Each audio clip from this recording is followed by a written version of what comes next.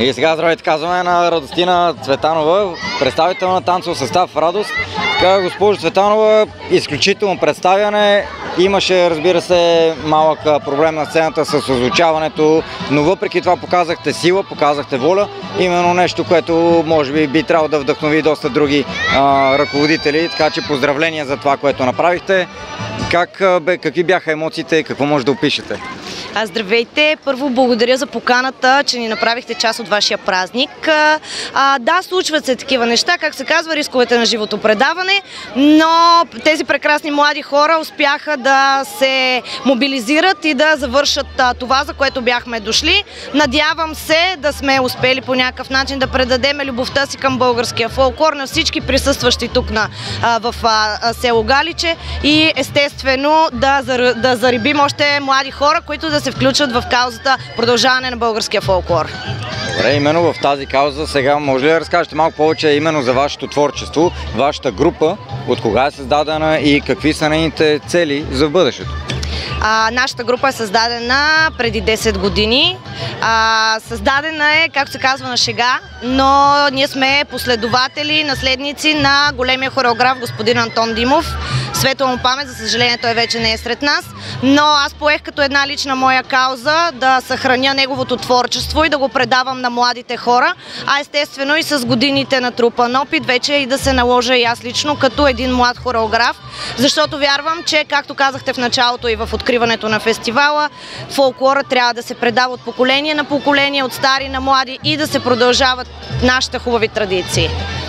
Добре, страхотно. А именно тези цели, които поставяте, как пасват на фестивал Дамфорови ритми и какво е мнението ви за самия фестивал до момента? За първи път участваме в вашия фестивал. Виждам едно страшно голямо старание. Виждам включени много млади хора в нещо прекрасно. Точно което е и нашата религия, както се казва, нашата религия е фолклора. Нашите цели са съхраняване и популяризиране на българския фолклор и смятам, че това е начинът да се върнем на село, откъдето идват нашите корени и там, откъдето извира наистина фолклора. Може би с цел именно да запазиме тази идентичност и да направим именно това възпроизвеждане на културния преход, може би към по-добри региони. Да, разбира се. Още повече, че младите хора все повече и повече се връщат към фолклора. Виждам така една тенденция на връщане на младите хора към фолклора, което е изключително добре. Добре, и съответно какви са амбициите в именно този фестивал? Това, за което бяхме дошли, ние го направихме, да се включим, да участваме. Младите хора, които са с мен, да дадат един пример, както на своите връстници, така и на своите родители, че това е начина.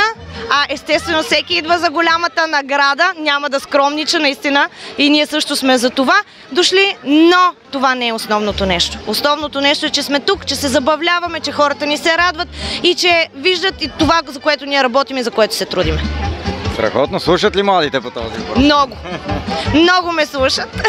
Не мога да се оплача. Ма и те да си кажат, не само аз. Разбира се, сега се обърнем към една от моите надежди в танцовата група. Така, ако може да се представиш. Аз съм Михаела. Първо добър ден.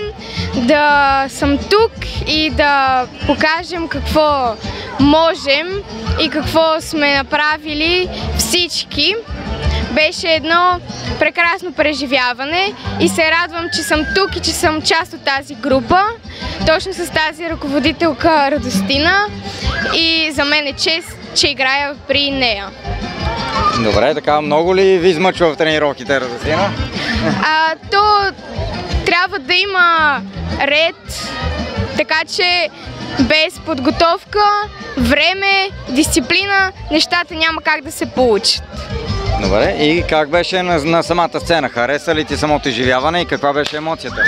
Емоцията беше прекрасна, както казах, гордея се, че танцувах там, че можех да почувствам и преживея емоцията и да, много се радвам.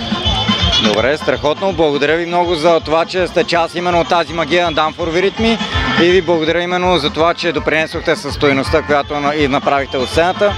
Пожелавам успех на вашата танцова група. Благодарим!